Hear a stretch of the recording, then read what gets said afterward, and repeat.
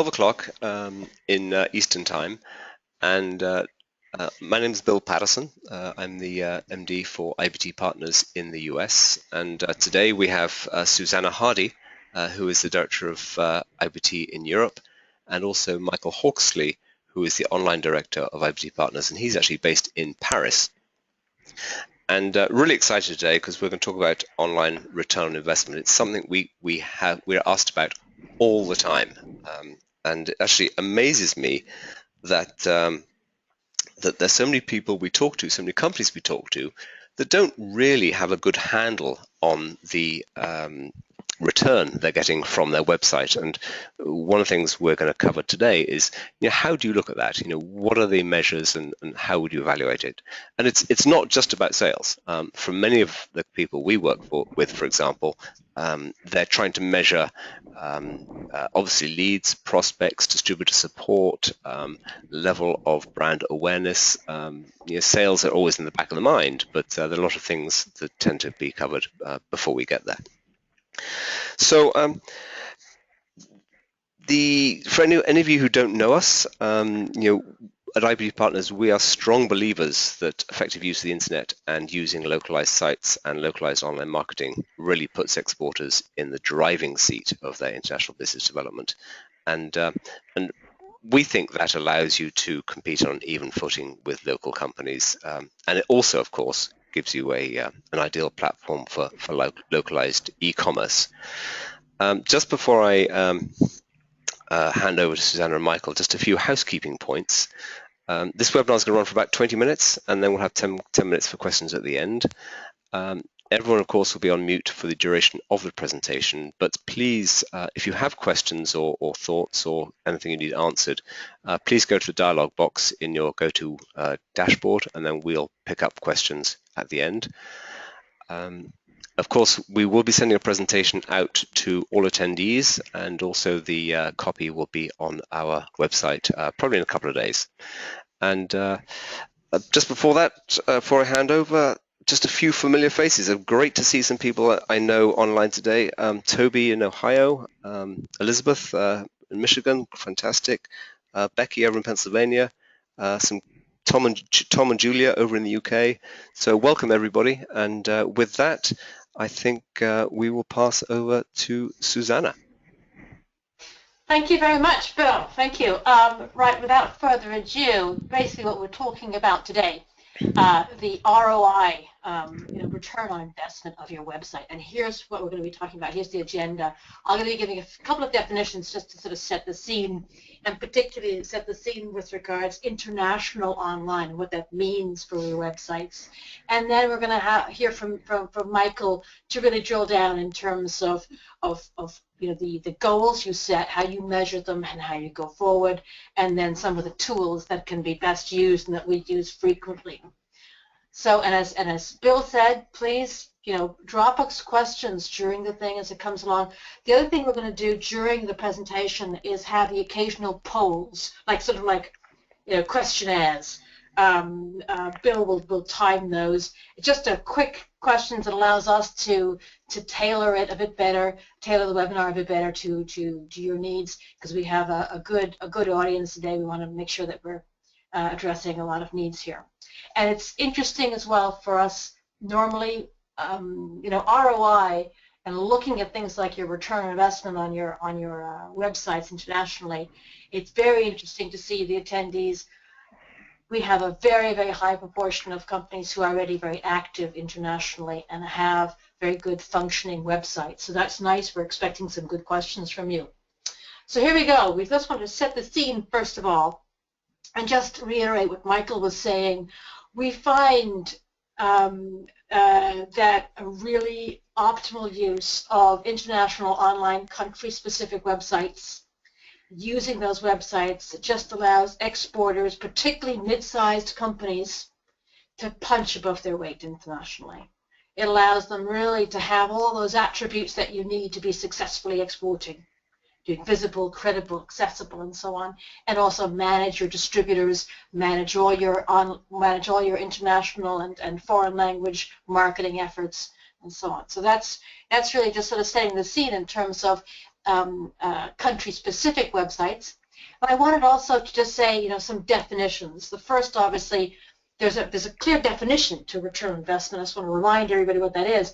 It's basically a very, very simple mathematical formula: return minus your investment divided by your investment, and that is your percentage calculation of the return of that investment and how effective it is. Note that there's no discussion of time on this formula for the return on investment, and that's something we can address as well in later if that's of interest to you. So that's the first little definition I want to put out there. I also want to just say, just to again set the scene, what is a country-specific website and what is country-specific marketing when we talk about these things. And remember, these are just a lot of information on per slide. It's really, you will be getting the slide decks. There's no need to take any notes here.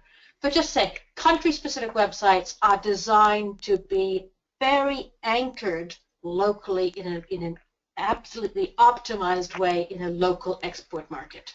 So it's not just that there's a translation of your website. The testimonials are in that language, the images, the pictures, the whole look and feel of it, and the marketing similarly.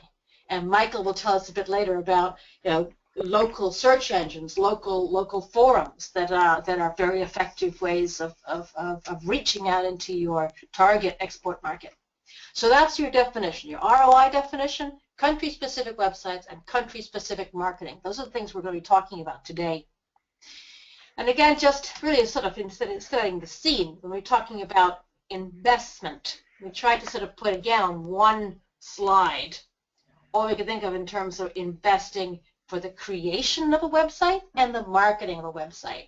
So in each case, it's the people, and that's outsourced to companies like ourselves who create the website for you or market it for you, or if you can do some of that in-house, fine. It's also all the software that, and I'm taking this a very large definition of software here. It's all the tech that goes with it in terms of creating the website and in terms of marketing with the website.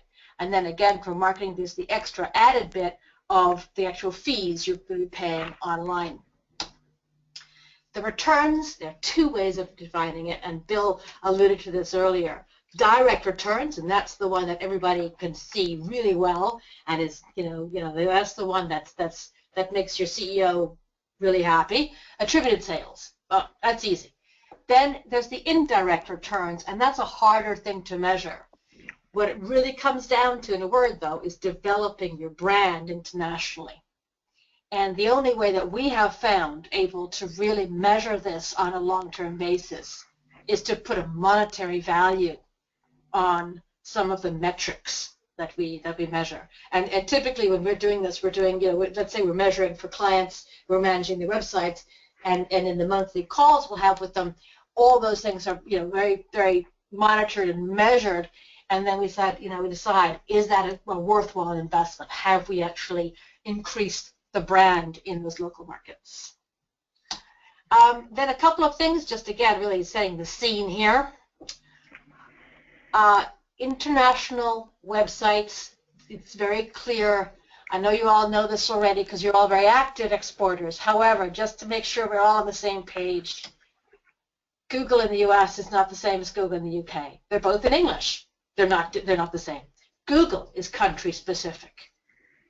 And that means a lot of different things. It means it basically means your websites have to be country specific. If Google's country specific, you have to be country specific too. Because your search engine optimization is going to be country specific. And finally, the last little thing I just wanted to point out is that, again, as we were talking about on e-commerce and m-commerce and online, anything with social media as well is now mainstream. Bill, I don't know if it's a moment to do a quick poll before we launch in. Or... Yes, Susanna, I'd love to do that. So what we'd like to do is just have a quick poll here. This is the first one this time, but we're going to talk about, what do your online objectives and metrics include? So you can click on these and we'll keep an eye on what's who's doing what. And So just need everyone to vote. Okay, so we're getting some results now. I'll share this with you shortly, but client acquisition, huge, of course, but also a lot related to client satisfaction and retention. So I think wait for a couple more people to vote. Almost everyone's gone there already. Interesting. So let me just share that very quickly. Can everyone see that? So we have 82% of you are obviously looking for client acquisition. The next most common one is client satisfaction, and then revenue growth, and also client retention. So a really good measure. The fascinating thing for me is that only 27% of you have a kind of return on investment model for your site. So back to you, Susanna. Thank you. Thank you, Bill. So now getting straight into the meat of our webinar, we really want to talk about the goals, and well, first your websites itself. This is just a very quick reminder of one of our key attributes that we think is very important for you, is really to control your online presence internationally. You must own your URLs, your .coms, .des, and so on. It's very important. These are not expensive things to own. And I just want to give you an example. I mean, StarWars.co.uk was not owned by Disney. It was owned by a little tiny joke store, and it took Disney a lot of money, a lot of time to get that URL back. So one of the key things we want to make sure that you all have is, make sure you have that. Make sure you're controlling your international presence. And with that, I mean, the sort of second step in terms of your international country-specific websites is your local credibility. And again, this goes into sort of how your marketing is, your local credibility. And here I've given two examples of Jaguar. On the left-hand side, you've got Jaguar UK, which is all about sort of James Bond and sort of, it looks mean. It says mean business. And then on the right-hand side is Jaguar US, which is all about at your service. A little bit of an echo of Bond, but basically it's a very different, it's just stylized a little bit more for the US market as opposed to the James Bond of the UK market. So what I'm saying in a nutshell is localization is not about just translation. It's a good deal more. And with that, just a couple of sort of tips that we have. Videos work very well, and we would really encourage you to use them, especially on your export international websites. It's very allowable, very doable to just have them in English and then use subtitles. And then also make sure, absolutely sure, that you are up to speed in all rules and regulations. Remember that the internet has different rules in Europe than in the US for cookies and impressum in particular. So just that sort of background out of the way. Now we're going to talk about sort of the main international online goals, because if we're going to talk about the return on investment of a website, similar to that first poll we put out, what we need to know is, what are the goals of your website? And I put in this gray area here in the middle of this thing, when we talk to clients, it's very important that the client and we understand what is the main function of the website. Obviously, the website is to get you extra sales, but in what way? Is it to find distributors? Is it to justify yourself in terms of clients? Is it to generate new leads, reinforce with existing clients, and so on? So it's very important right from the beginning that you understand that, and that's going to decide your parameters, your objectives, and how you measure it. So now I'm going to pass on to Michael. If you're there, Michael, so you could talk about some of those online objectives. Great, thanks, Susanna. I can see some questions coming through on the chat box, so we know you're putting the questions in, and we'll cover them at the end. The slides I'm going to cover are already split into two parts. The top half is how to improve your return on investment, and the second half is really how to measure it. Generating new leads, as Susanna said, the attributable ones, what can be accounted for directly through the website, is the simplest way to start calculating your return on investment. But for me, that's very much only part of the picture, and as part of our monthly reporting we do for clients, and it's probably only a about 20%, 25% of all the different metrics that we measure and return on. The ones that we really look at are the marketing campaigns, how the website is performing, but also how the social media and the email campaigns are working. And there are different ways you can improve that through improved content, calls to action, and really automating the flow as much as you can. But really on trying to measure them, the ones that are the ones that I want to pick out here are really the number of forms filled out. That is a simplified number. The number of forms is great, but then it comes down to how you qualify those leads as well. What is the actual value you're going to put on those people?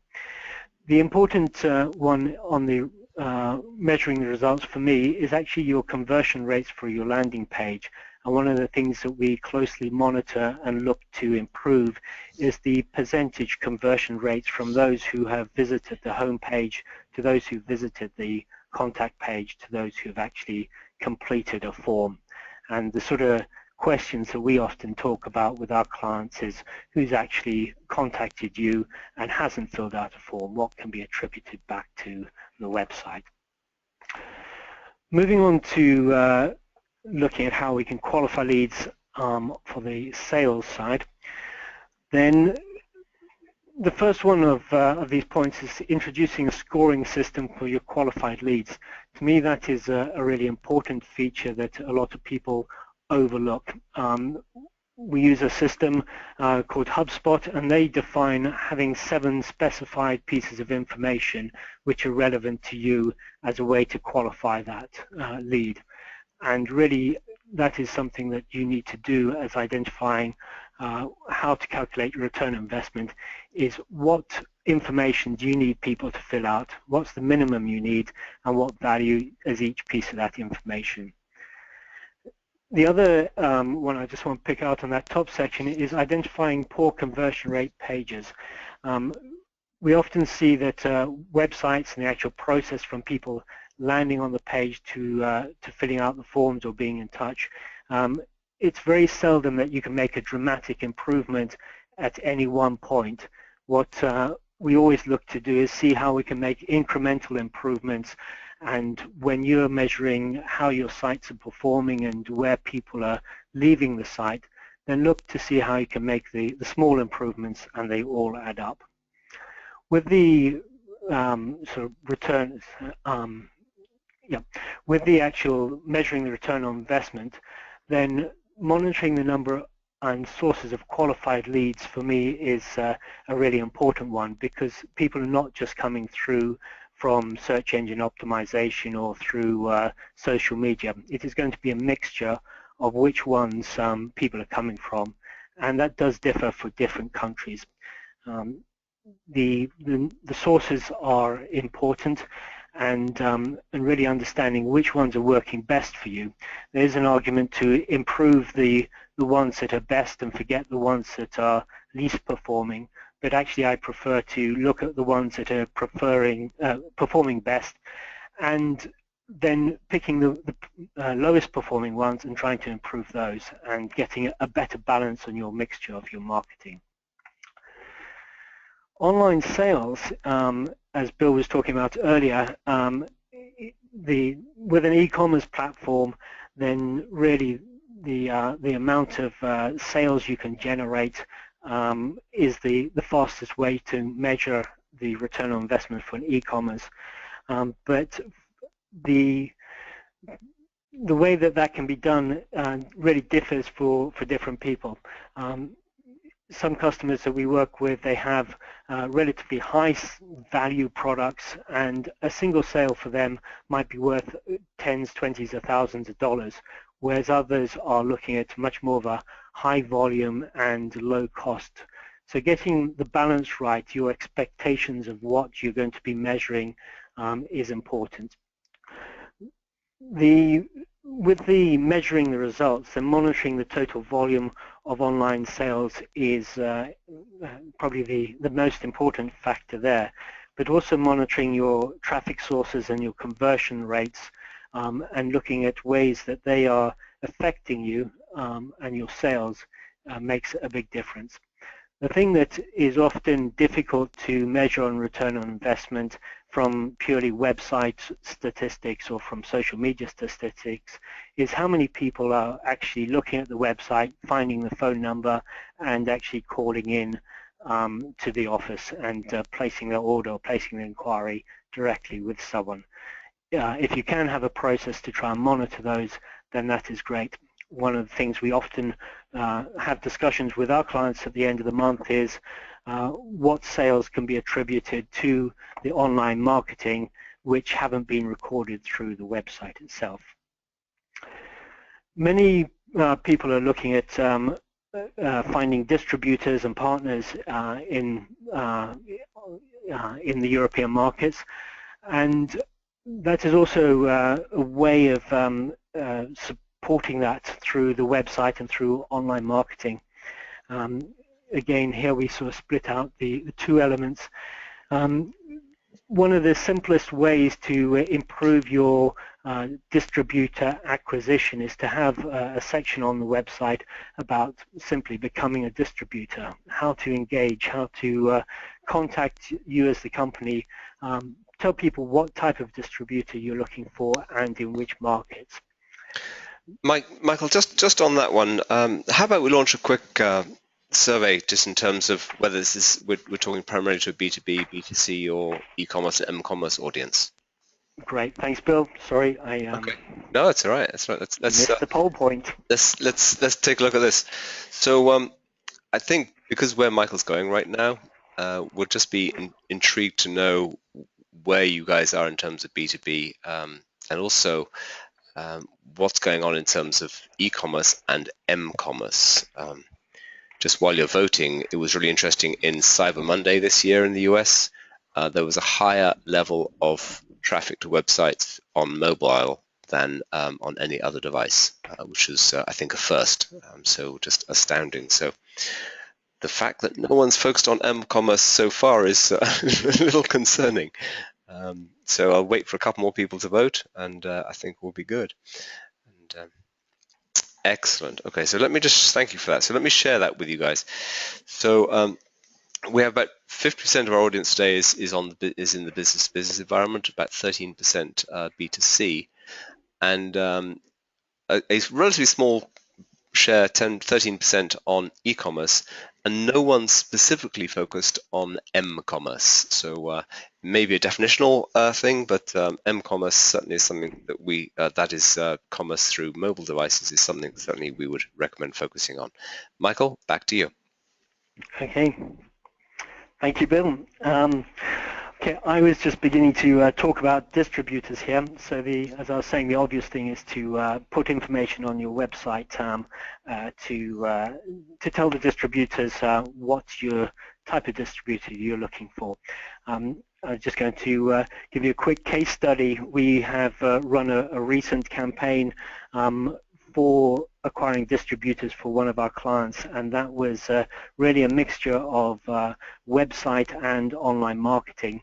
And really we found that we reached out on both platforms, and through LinkedIn we found the best people were really contacting us following the LinkedIn campaigns. And the sort of moral of the story is that everyone looked at the website, everyone understood what the client was offering, but the only way that they really contact us was through the LinkedIn campaigns. So look at both. Don't expect everyone to fill out the form, but do expect everyone to look at the website. One of the questions we're often asked is how to measure the ROI on search engine results. Now, this for me is quite a difficult one to answer, in that you do have the different Googles for the different countries, and you need to monitor and understand how your sites are performing on the different ones, different search engines. But the difficult side is actually how to measure the performance of keywords. the simple example is that a search term in French that you might be monitoring to see how that is performing, because of the various spellings and the different ways it can be put into the search engines, it's very difficult to track just what individual keywords are performing and how they rank. So the way that we look at measuring the results is really through the search traffic coming from the different search engines, understand what is driving that, understanding how to improve them, and which are the weakest and which are the strongest. If you find that your site is performing well in 3 different markets but is performing badly in a third one, fourth one, then you've probably got your optimization wrong and you need to start fixing that. As I said before, then conversion rates and the number of inbound inquiries are also an important factor when we're looking at how well search engine ranking is working. If people coming to the site and leaving quickly, then you're promoting it for the wrong things. If they're coming to the site, staying on, looking at your contact page and filling out the forms, then you have your search engine results correct. The bottom line for me is search engine optimization is not a quick fix. It is one that really takes time to work and brings the long-term value. Moving on to social media, then social media for me is the opposite. Social media is a way of getting very quick returns, of building up a very good audience quickly. There are different social media platforms, and those you have to understand which are most relevant for the target market you're looking at in the different countries. Typically for a European audience, then we would be looking at a mixture of LinkedIn and Facebook. Even for business-to-business environment, Facebook is very easy to use, to develop a following and to get a good return on investment. The typical things that we measure here are not only the number of followers, which is the easy one, but also the engagement and how people are really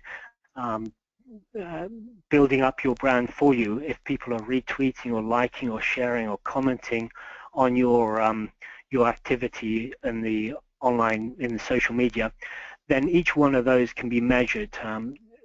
Facebook has a very good measuring tool to be able to measure all those, and you can assign values to each one. It is certainly something that needs to be measured on an ongoing basis and be part of your ROI calculations.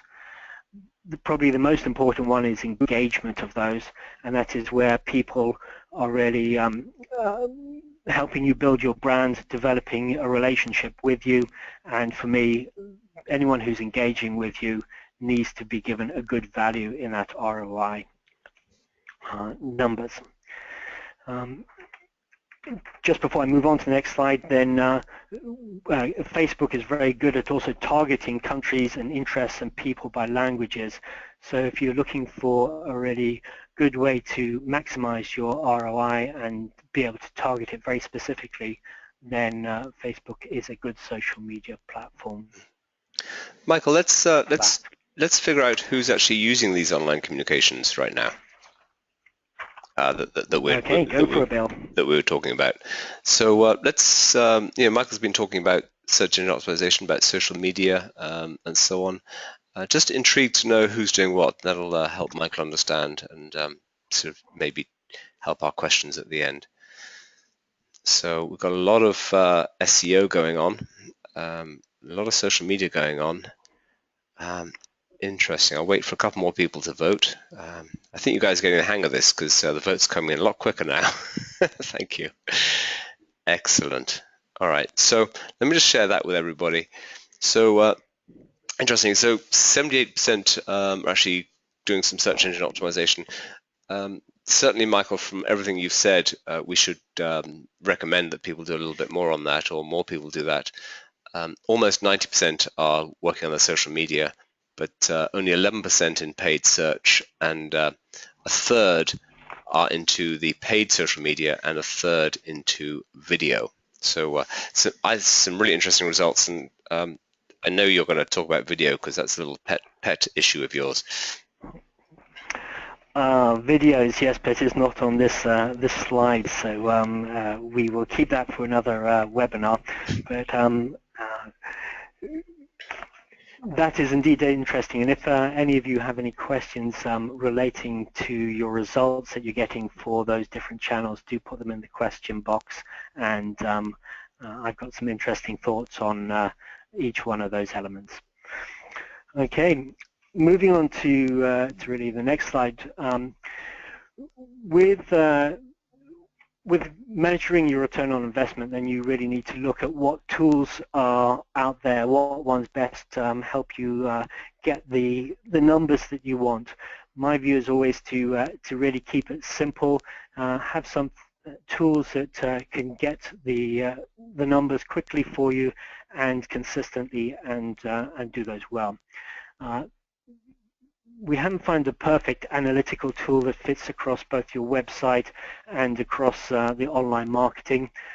Each of these different tools have different strengths. Ones that we particularly use, we use HubSpot, which we think is very good for inbound marketing for people who are in that mindset. Mars, Google Analytics are all sort of typical ones that people use. Facebook Insights is great, and for anyone who is looking really to understand how your website is performing and how to optimize the pages, then Crazy Egg is a good one.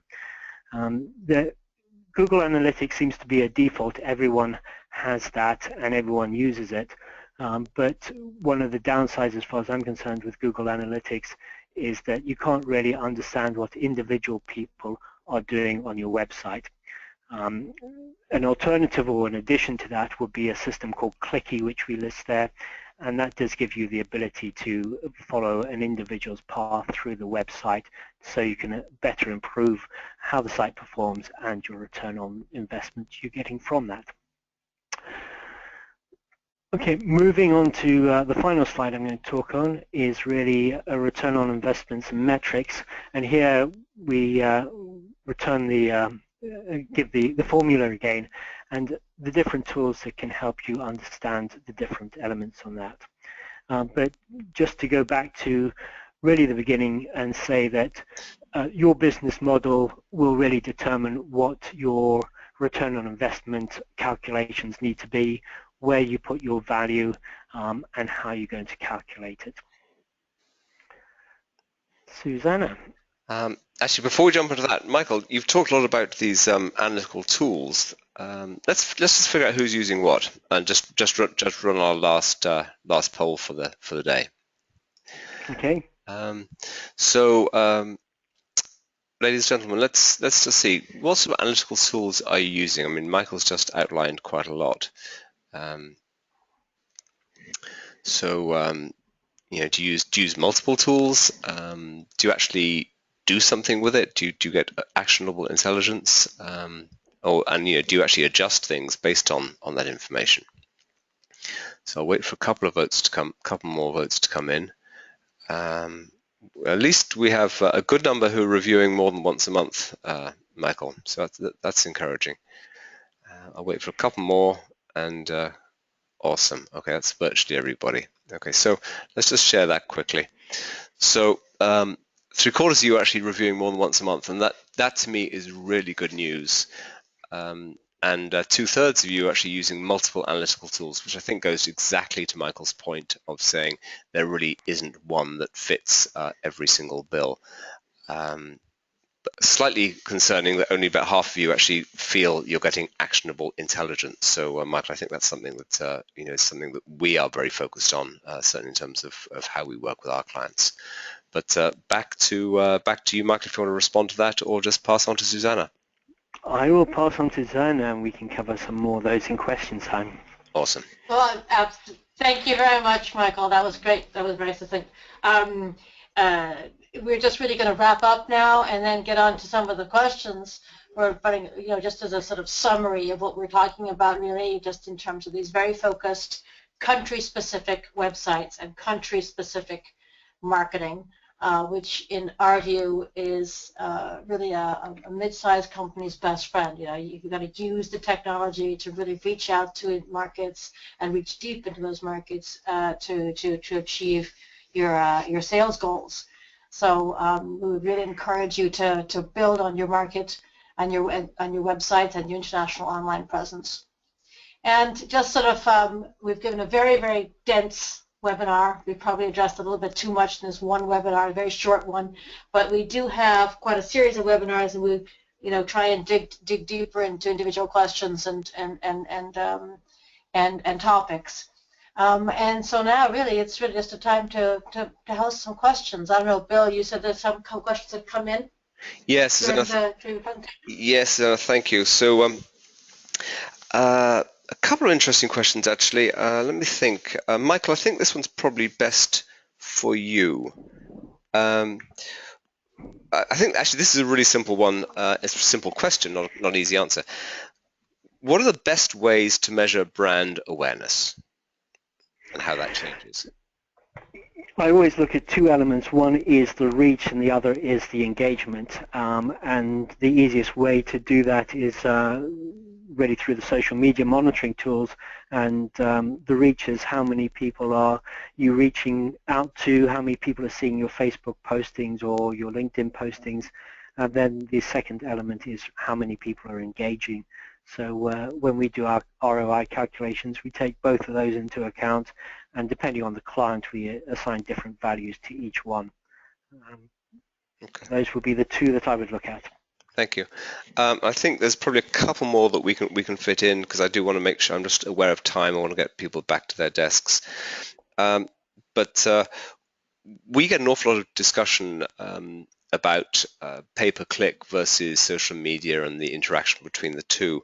So I think this is an interesting one. Again, Michael, I think I think this is for you too. What should we expect to pay, let me read this, for different pay-per-click platforms? And does this vary by country?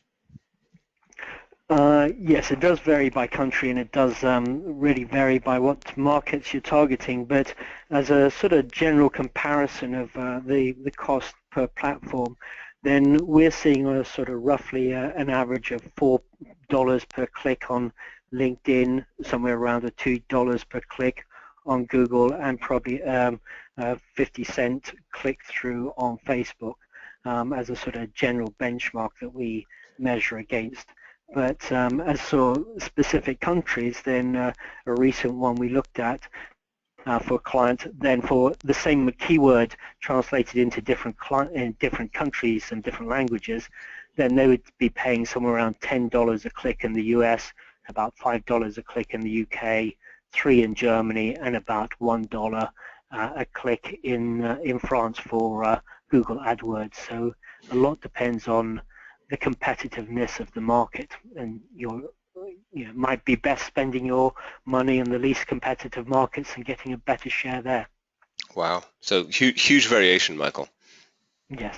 And presumably that reflects the expected effectiveness of each of those. So that I understand that. Yes, it comes down to who is competing and the volume of people doing the searches. In that case, the $10 a click, they had probably 4 times the number of people searching, but they had 4 times competitors in there. Wow. And let's just squeeze one more in. Do different country markets need different, hang on, I think this says, do different country markets need different online marketing strategies? So in other words, do you need a different strategy in terms of ROI for different countries? Yes. Again, I'm very great supporter of Facebook. We see that Facebook engagement is really different on different countries. So places like Sweden, Poland, Italy, we get a very high Facebook engagement. But somewhere like Germany, you have to work a lot harder and be much more focused to get a good return for Germany. So your strategy does need to change, and how you mix the social media with the search engine optimization does have to be different for each market. And let's be really clear on that, Michael, because based here on the East Coast, I get a lot of people in the States saying, really, Facebook business to business? And our constant response is, yes, in Europe it's different. Absolutely. Europe is different. I know in the US it's much more about a personal profile, but here in Europe it is a major way of engaging with people, very much on a business-to-business as well as a business-to-consumer. And one of my strong pieces of advice is that you have a separate European Facebook account from your US one for a business, so that you can really target the European markets correctly. Thank you, Michael. Thank you so much. Well, I think we should wrap up. Thank you for some great questions. We will be sending out a short survey after this, just so you guys can let us know how we did today, and